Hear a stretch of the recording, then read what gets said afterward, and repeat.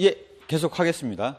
우리가 지금 학생에 대해서 지금 배우고 있고, 그 중에서 지금 공통과 개인차가 있는데, 공통에 대해서 배우고 있는데, 그 중에 지, 덕, 체에서, 체는 체육교육 과목에서 다뤄지기 때문에 교육학에서는 잘 안 다뤄요.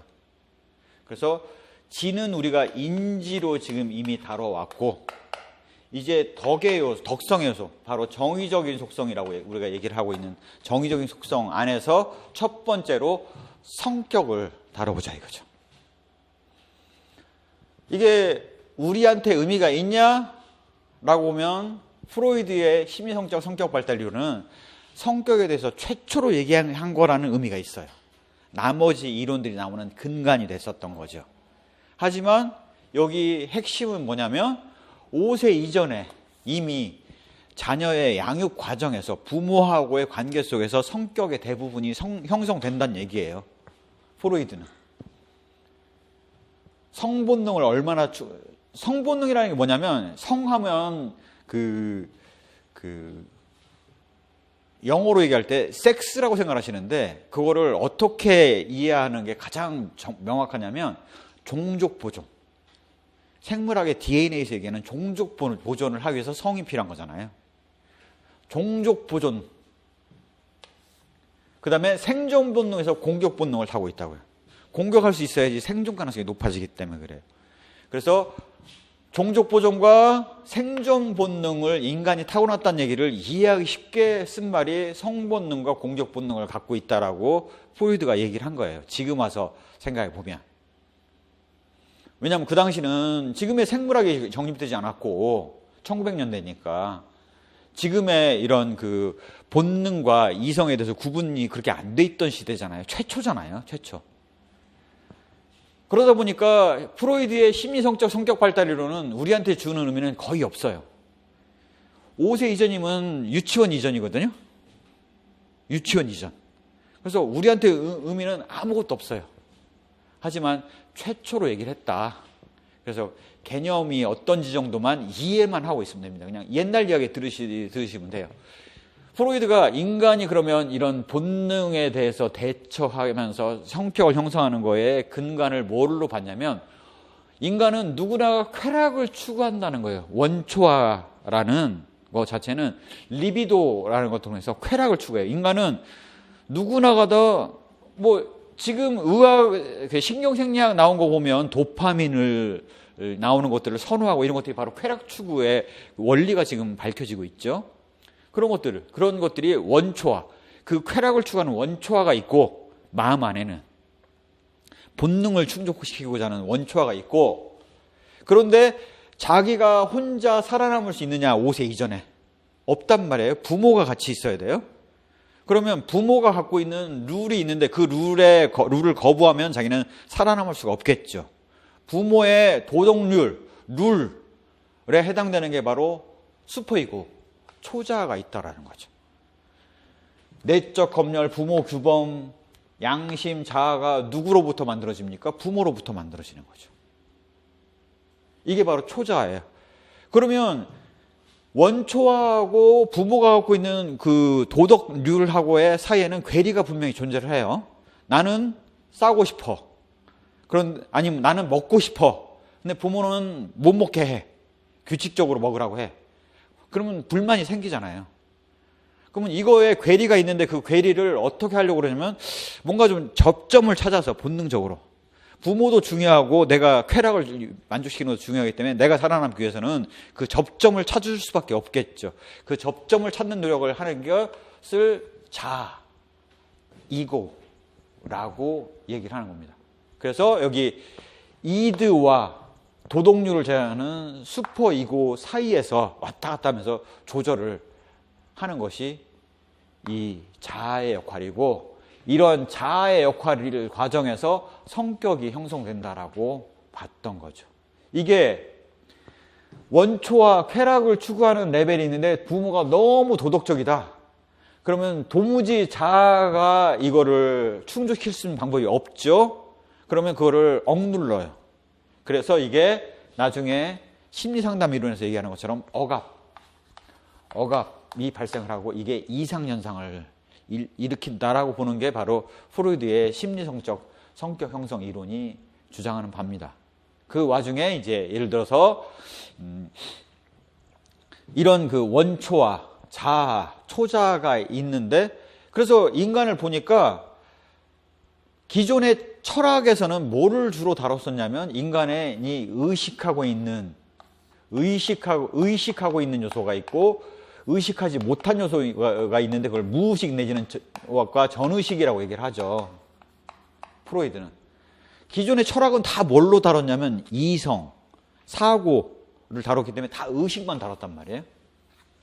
그거에 대해서 프로이드가 철학을 뭘 깠냐면, 니네가 잘 몰라서 그러는데 인간은 생각하는 것보다는 더 많은 것들을 담고 있어. 증거가 뭔데? 라고 철학자들이, 너 말하는 거 증거가 뭔데? 라고 물어봤더니, 너희 꿈꾸잖아. 꿈 안에 있었던 내용 너희 그런 건 마음속에 없었던 것 같아? 생각이 없는데 어떻게 꿈이 나오는데? 라고 비판을 한 거죠. 그거에 대해서 철학자들이 답변을 못했어요. 그래서 나온 겁니다. 자, 그래서 우리가 어떻게 얘기를 많이 하냐면, 프로이드가 어느 정도로 의미가 있는 사람이냐면, 1900년대에 이 사람이 정신분석학을 내면서 여기서부터 사회학, 심리학, 정치학, 경제학이라는 거의 모든 사회학들이 거기서부터 출발했다라고 보시면 돼요. 얘가 철학을 까서 깨부시면서 철학의 한계를 명백하게 드러내면서 그로 인해서 다른 학문들이 발전을 했다라고 보시면 돼요. 그래서 우리가 다윈의 진화론이 생물학에 있어서의 신기원을 연 거예요. 뉴턴의 만유인력이 물리학에 있어서의 신기원을 연 거예요. 라부아제의 화학의 원소 이론이 과학의 신기원을 열어서 근대 과학으로 등장을 하게 된 신기원을 연 사람이라고 얘기를 하거든요. 반면 사회과학 쪽에서는 프로이드가 정신분석학을 도입함으로 인해서 기존의 철학의 한계를 드러냈기 때문에 새로운 사상들이 나타날 수 있는 근간이 됐죠. 그래서 프로이드, 그 다음에 중세 신의 관점하에서 모든 것들의 철학이 갖고 있는 한계. 왜냐하면 교부 철학, 스콜라 철학이라는 게 아리스토텔레스 철학을 가지고 종교 교리를 정당화하는 절차였거든요.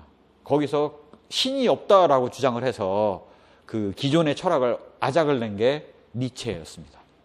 그 다음에 마르크스가 공산주의를 내면서 우리가 갖고 있었던 자본주의의 한계를 드러낸 사람이에요. 그러니까 마르크스가 공산주의라는 걸 통해서 자본주의를 비판하지 않았으면 우리는 산업혁명 시대에 3살짜리가 공장에서 일하고 있는 그 시대를 살았을 거예요. 지금도. 다 굶어 죽으면서 부자들은 엄청 잘 살고 가난한 자들은 정말 맨날 2살, 3살짜리부터 집 날르고 일하는 시대를 살았어야 됐는데, 마르크스가 그런 식으로 계속 나갔다가는 자본주의는 필히 망할 수밖에 없다라는 논리를 냈고, 그로 인해서 자본주의가 수정이 됐죠. 그래서 마르크스의 공산주의가 바로 현대 사상의 3대 근간이 돼서 새로운 사상으로 나갈 수 있었던 계기를 마련한 것이다 라고 보실 수가 있습니다. 그러다 보니 프로이드라는 게 어느 구석이고 안 들어가는 데가 없어요. 심리학에서 프로이드 다루고, 정치학에서 프로이드 다루고, 경제학에서 프로이드 다루고, 사회학에서 프로이드 다루고, 다 프로이드는 다 다뤄요. 심지어는 의학에서까지. 그렇게 보시면 됩니다. 그러한 근간이 있었다. 그래서 인간의 의식을 프로이드가 뭘로 구분했냐면, 의식, 내가 지금 깨어 있고 내가 생각하고 있다는 걸 아는 상태에서 드러나는 생각들, 이게 의식이에요.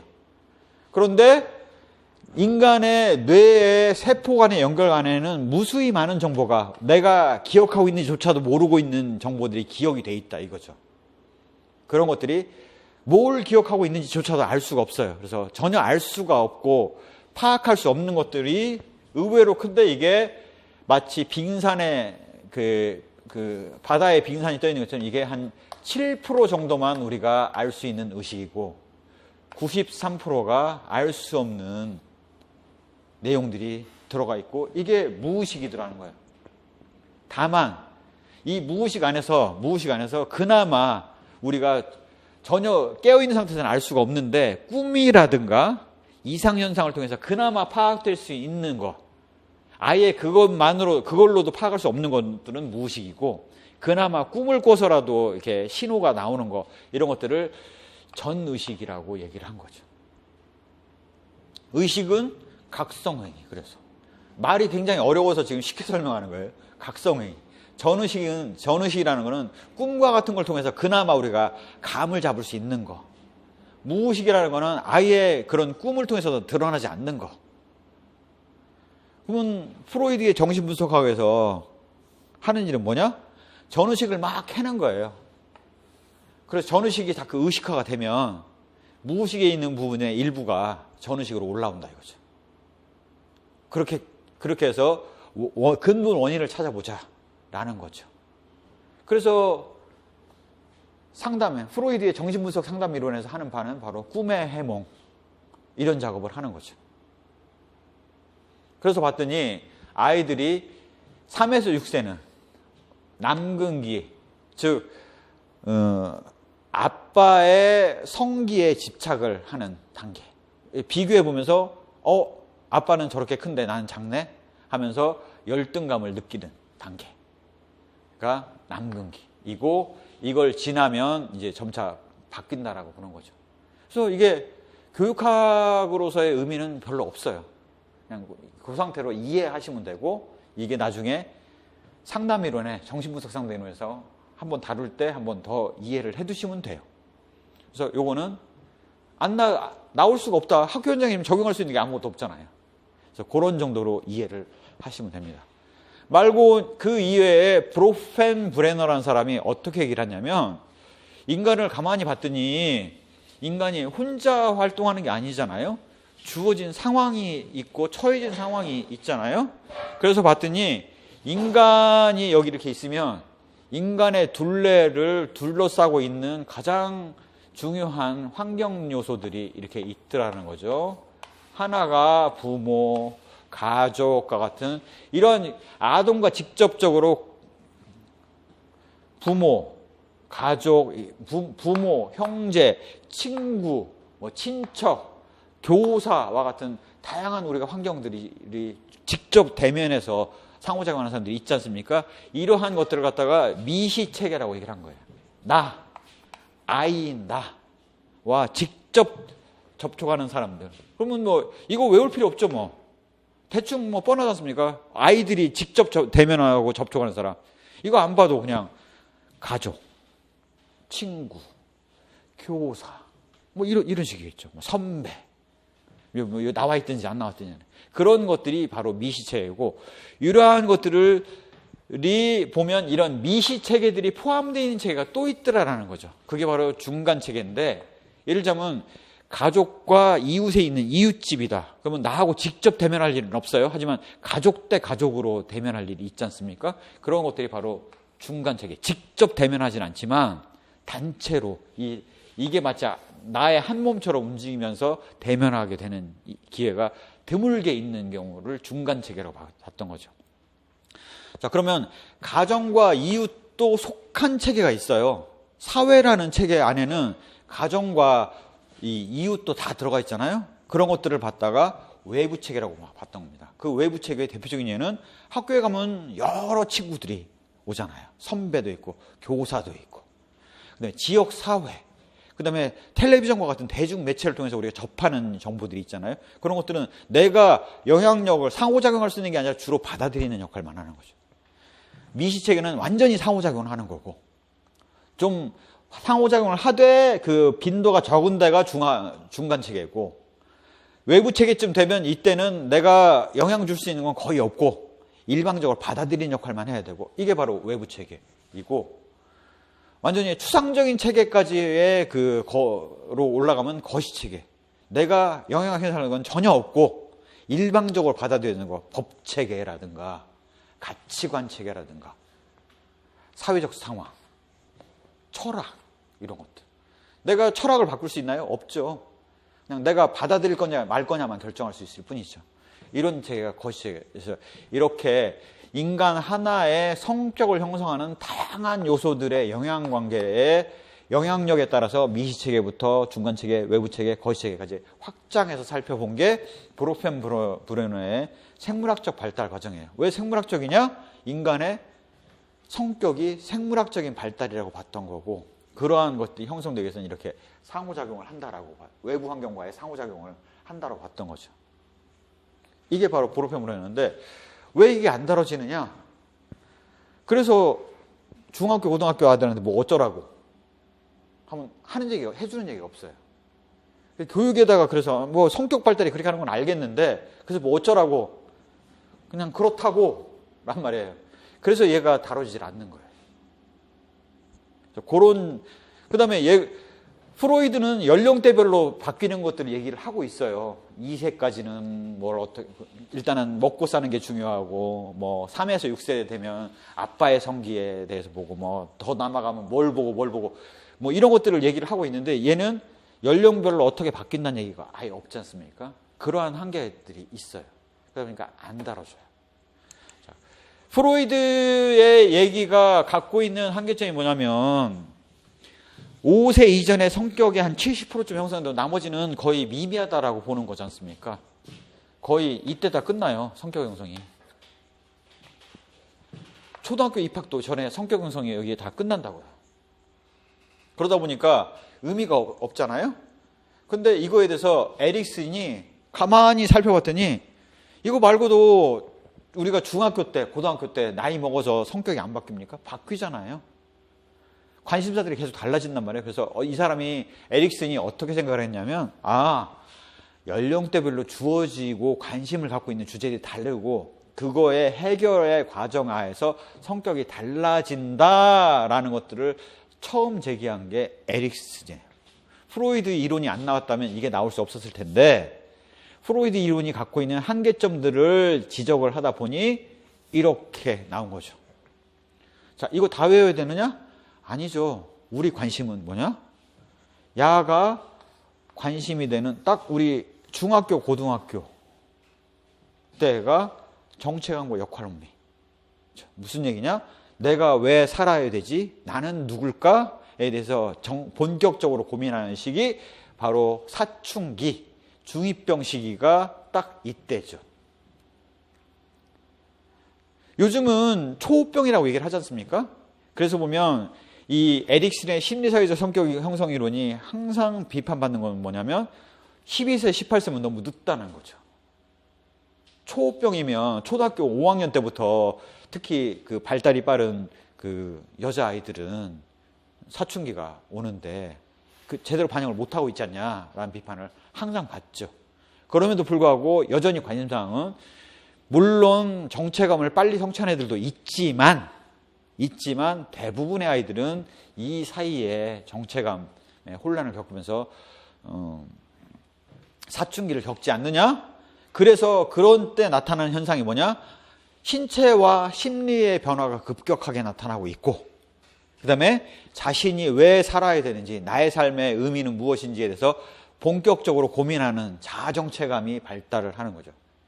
나는 독립적인, 그전까지는 가족의 부모의 부속물로서 활동을 하다가 이제 나라는 존재에 대한 그 정체감을 형성하는 시기이고, 어떤 아이들의 경우는 그걸 형성했을 수도 있고 형성하는 과정일 수도 있고 혼란을 겪고 있는 시기고 있다 보니까 역할혼미라는 걸로 가장 대변해서 얘기를 할 수 있겠다라는 거죠. 내지는 아직 그 정답을 찾지 못하기 때문에 방황하고 있는 단계, 바로 심리적 유예 단계의 그 모습이더라라는 거죠. 자, 그러면 성인일 때와 어떻게 다른가를 비교하는 게 우린 중요하죠.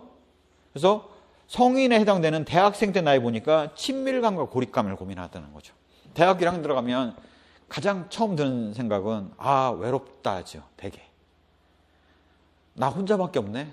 누구를 사귀어야 될까? 공이 느끼지 않습니까? 딱 친밀감, 고립감이라고요. 그래서 그런 정도만 이해를 해두시면 돼요. 더 나가면 굳이 더 나간다면 그래 알았어. 그러면 초등학교 때하고는 어떻게 다른데? 해서 보면 초등학교 아이들은 근면성 대 열등감이죠. 자기가 학교에 정시 출근하고 정시에 등교를 하고 늦지 않게 지각을 하지 않고 하면 잘하는 건데 그걸 잘 못하기 때문에 열등감을 갖게 되는 시기. 혼나는 거에 대해서 자기가 잘 못했기 때문에 혼난다라고 생각하던 시기였던 거죠. 이때의 관점 하에서 프로이드와 비교해보면 프로이드는 전이, 승화, 사춘기의 시기를 겪는 시기라고 봤으니까 정체감과 역할혼배하고 일맥상통하는 부분이 있죠. 근명성과 열등감에 대해서 지적 활동과 사회성, 친구들을 사귀면서 사회성을 느끼는 시기. 노는 거 열심히 하잖아요. 초등학교 때. 아이들끼리 또 몰려다니면서 노는 걸 좋아하잖아요. 딱 그 모습을 드러내고 있다는 거죠. 자, 그러다 보니 프로이드는 교육학의 의미가 별로 없다라고 말씀드렸잖아요. 최초 만들었다는 거예요. 그러다 보니 그러면서 성격에 있어서 중고등학교 학생과 성인이 다른 게 나타나는 게 바로 에릭슨의 심리사회에서 성격 형성 이론이에요. 그러다 보니까 기출이 된 거죠. 이 중에서 이거 전체를 묻는 게 아니라 정체가 뭐 역할 의미 이거에 대해서만 물었냐? 임용에 해당되는 중고등학교는 이것만 해당되니까 이걸 물었던 거죠. 그래서 여전히 우리는 요거를 관심을 갖고 보되 기출이 이미 됐기 때문에 그렇게까지 깊이 있게 안 봐도 된다라는 거죠. 또 다루기는 어렵다는 거예요. 왜? 교육 과정이나 교육 평가의 책 내용을 보면 요만큼밖에 안 돼요. 분량이 적어요. 그래서 얘는 나왔던 걸 또 낼 수밖에 없어. 안 그러면 아예 안 내야 돼. 이미 다룰 내용은 다 다뤄졌어요. 나온 걸 또 나올 수밖에 없어요. 하지만 교육심리학책은 두꺼워요. 그만큼 다룰 내용이 많아요. 그러니까 만약에 이걸 또 다룬다 그러면 그 전에 다뤘는데 왜 그걸 또 다루시나요? 라고 물은 거에 대해서 교수가 답변을 해야 돼. 귀찮아. 차라리 저기 안 낸 거 내는 게 나아. 낼 거 많아. 교육과정이나 교육평가 쪽은 그 이전에 다뤘는데 왜 또 내세요? 라고 물어보면 분량이 작아갖고요. 더 다룰 데가 없어요. 이거 또 내야 돼요. 아마 할 말이 없어. 그래서 얘는 또 다뤄지기는 쉽지 않아요. 그렇게 이해를 하시면 됩니다. 자, 에릭슨이 중요하게 생각했던 건 뭐냐면 이렇게 각각의 단계별로 과제들이 이렇게 주어지는 거고 이 과제들이 각각 계속 나이 먹어서까지도 계속 나온단 말이에요. 은퇴 이후에 가면 통합성과 절망감까지의 느낌까지 가질 수 있는 은퇴 이후의 삶까지도 얘기를 하고 있어요. 성격이 그래서 각각의 과제를 해결해 나가면서 성격이 꾸준히 형성된다라고 보지 않습니까? 어느 성격이 형성되고 이렇게 멈춘다라고 보지 않잖아요. 프로이드처럼 멈춘다라고 보지 않는다고요. 그렇기 때문에 점성의 원리, 점진적으로 형성된다라고 해서 점성이 된다라. 서서히 하나하나씩 만들어진다라고 보는 게 점성의 원리인 거죠. 그 다음에 연령대별로 이렇게 과제가 달라진다. 주어지는 과제와 위기의 요소들이 다르다라는 것들을 에릭슨이 얘기를 했었다라는 정도만 이해를 하시면 되는 거죠. 이렇게 과제가 다르다는 얘기는 이게 끊어진다는 얘기죠. 단계로 이렇게 올라간다는 얘기지 않습니까? 과제가 달라진다는 얘기는. 그래서 결정적 시기가 다르다는 얘기를 하고 있다라고 이해를 하시면 되죠. 이해만 하시면 돼요. 또 나오기는 어려워요. 문제가 뭐냐면 에릭슨이 이거를 연구했던 대상이 누구였냐면 주로 앵글로색슨의 남성들을 대상으로 해서 봤어요. 그러다 보니까 사회가 달라지면 이 과제들이 달라질 수 있잖아요.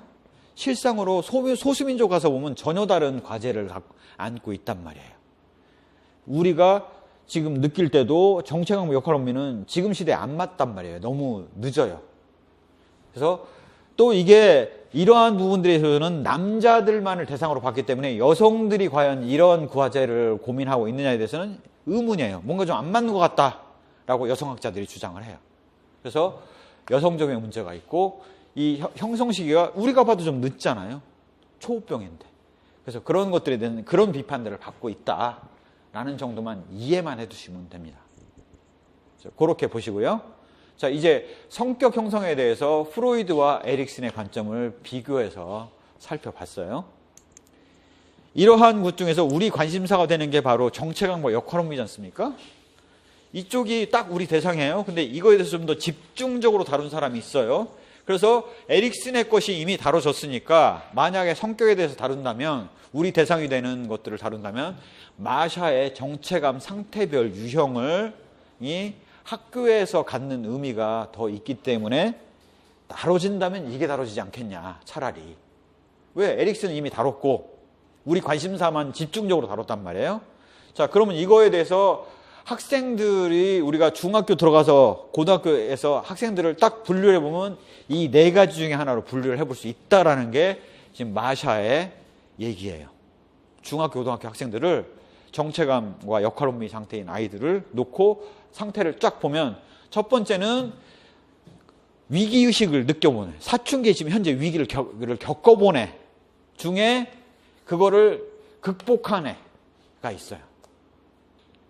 그러니까 나는, 나의 삶은 나 스스로 살아야 되고, 나는 이걸 하고 싶고, 이걸 위해서 내가 공부를 열심히 해야 되고 라고 확실히 자기가 나아갈 방향을 스스로가 잡은 애, 부모가 잡아준 애 말고 자기가 정말 느끼고 난 이거 하고 싶어 라고 잡은 애가 정체감을 성취한 애죠.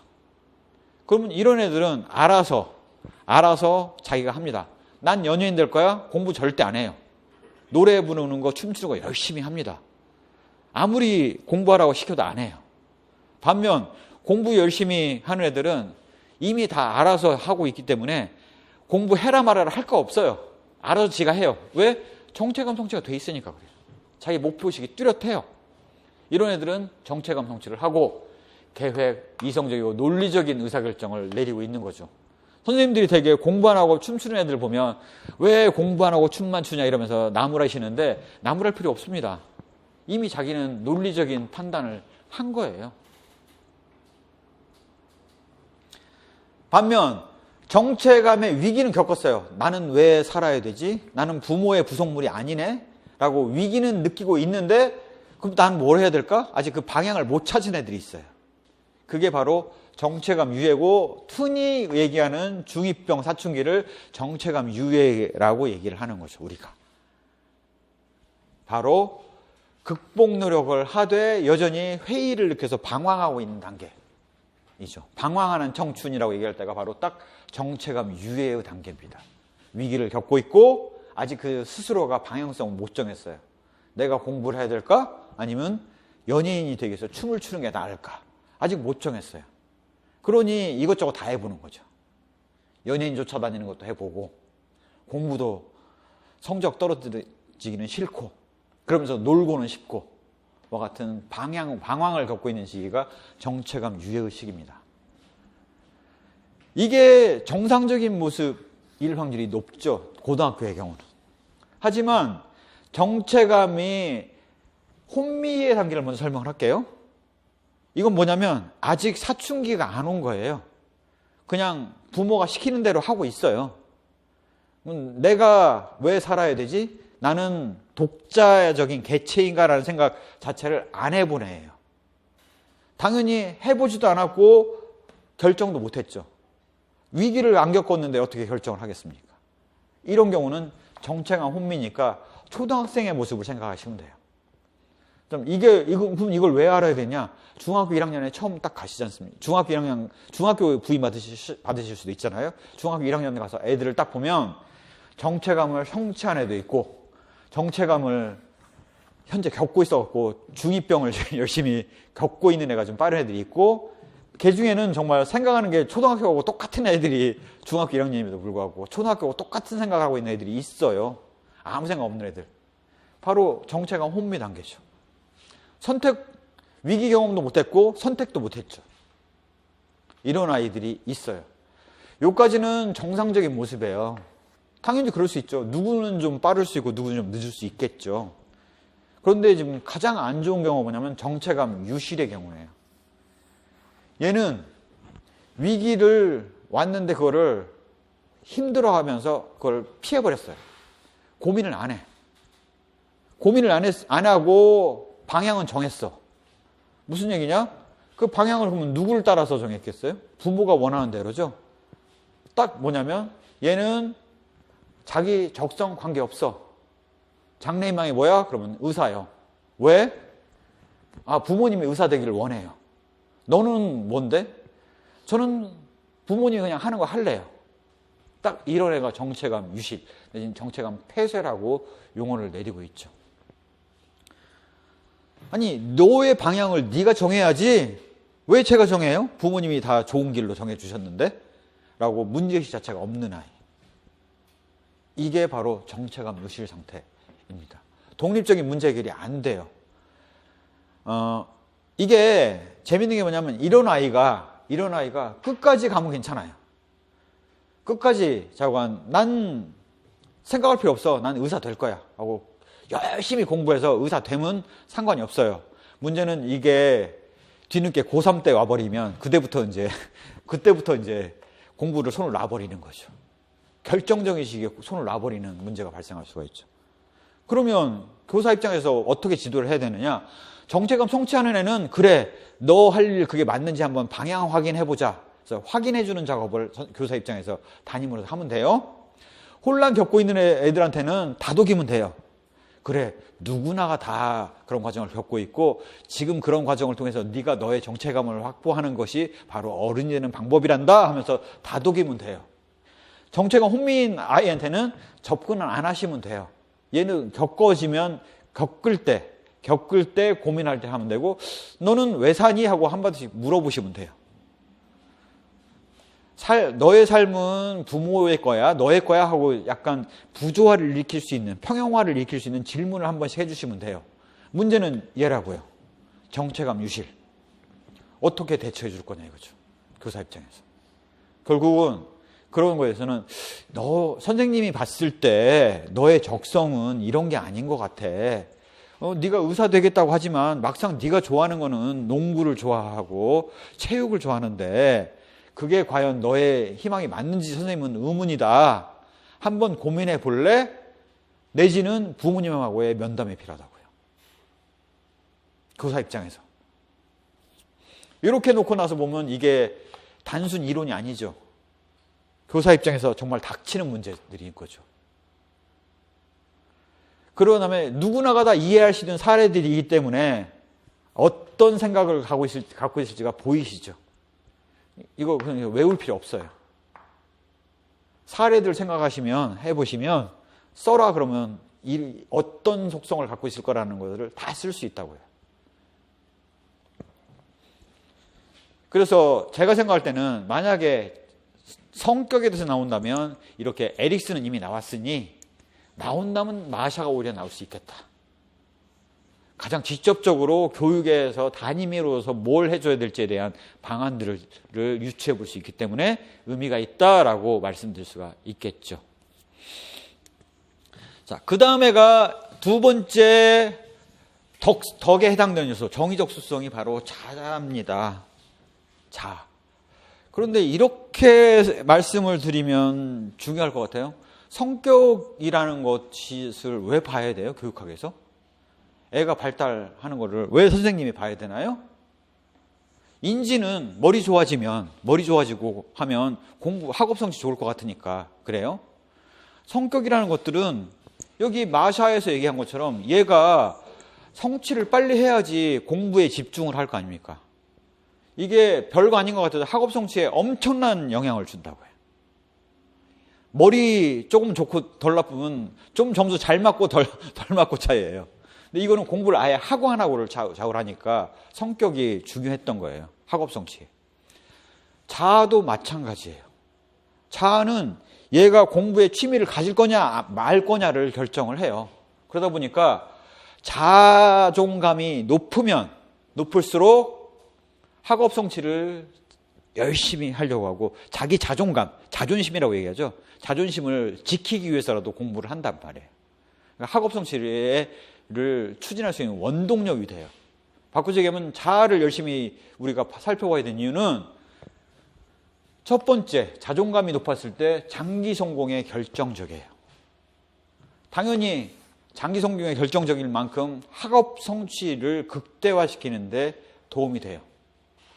그래서 자존감이 높은 아이들이 공부도 열심히 하고, 그게 공부가 물론 지적인 공부가 될 수도 있고, 춤추고 노래하는 게 될 수가 있죠.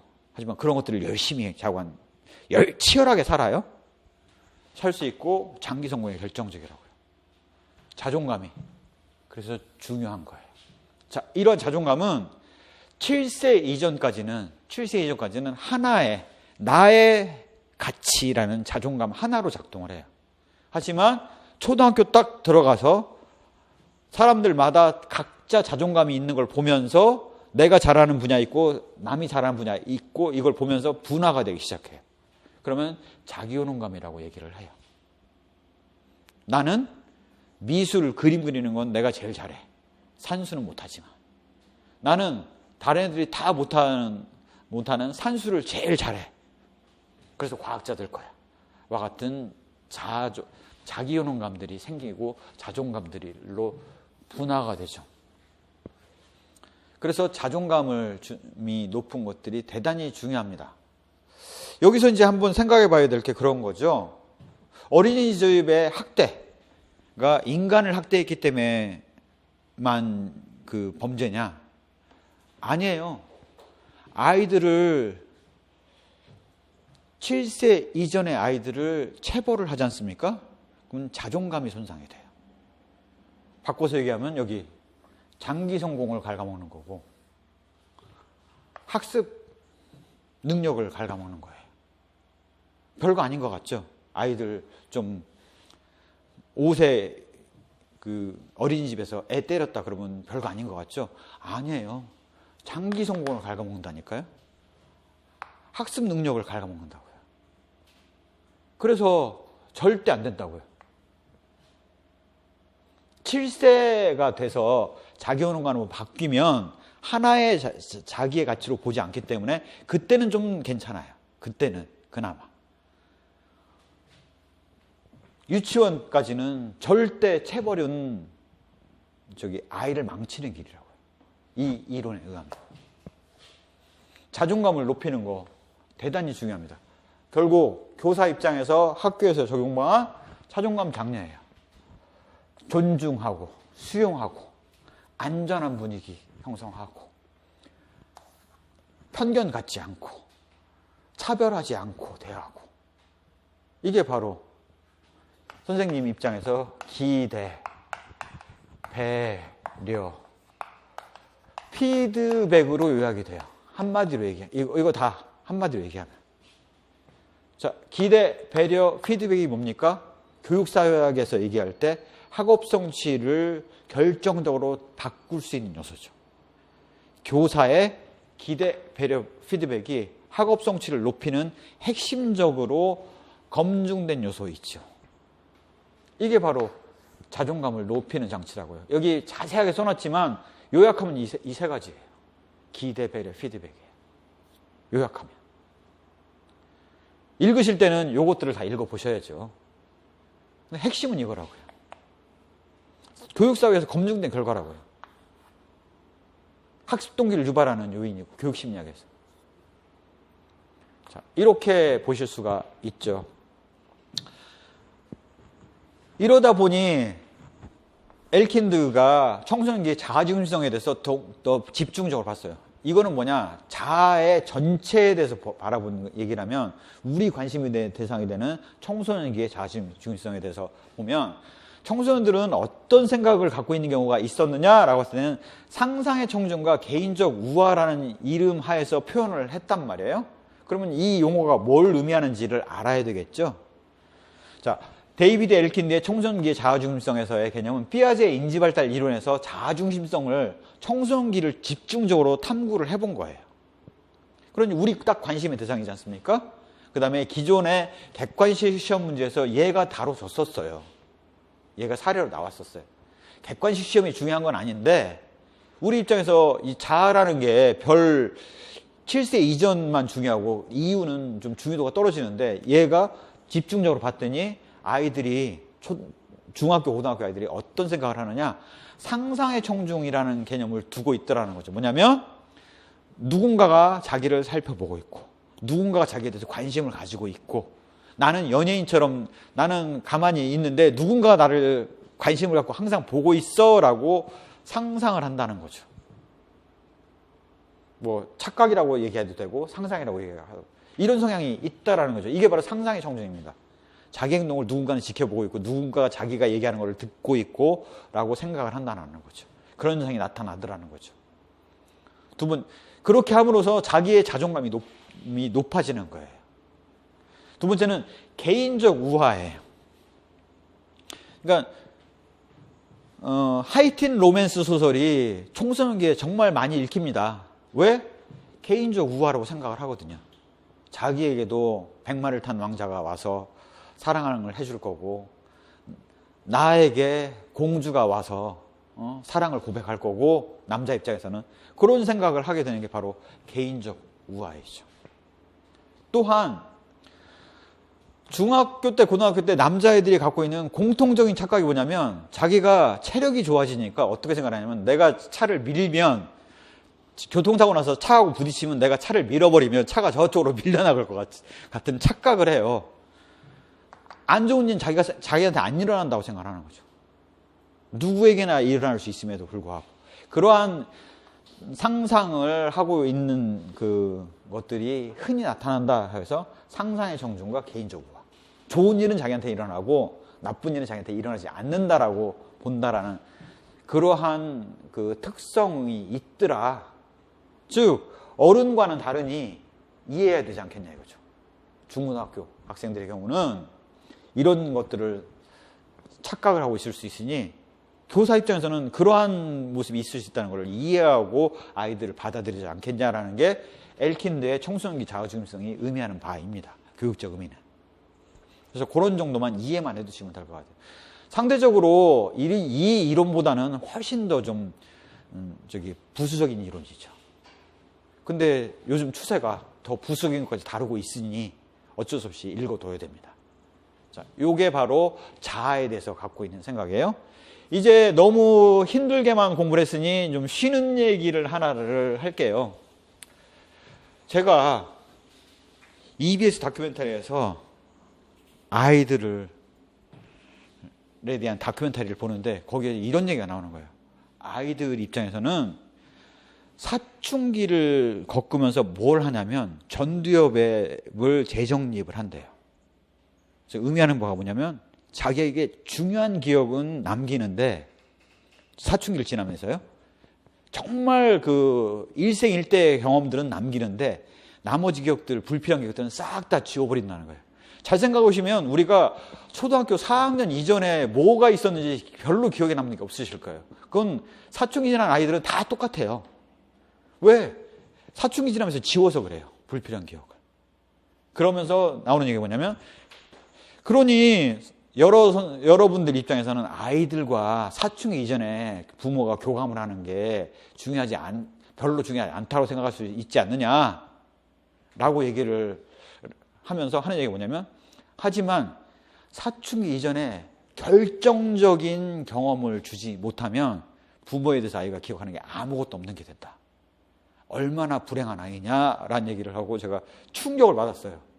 내가 과연 우리 아이한테 그렇게 엄청난 기억이 남을 수 있는 기억을 준 게 있나? 라고 반성을 한 거죠. 도대체 내가 어떻게 줄까? 해서 보니까 이전에 애가 제주도 여행을 가면서 비행기 타는 데서 엄청난 충격을 받은 거예요. 막 유리창에 달라붙고 계속 보고 있는 거예요. 그래서 비행기를 좋아하니까 비행기를 좀 오래 탈 수 있는 경험을 해주자 라고 생각을 하고, 아빠는 돈을 벌어야 되니 아빠는 열심히 돈을 벌고 엄마하고 아이를 묶어갖고 해외여행 패키지 여행을 보냈어요.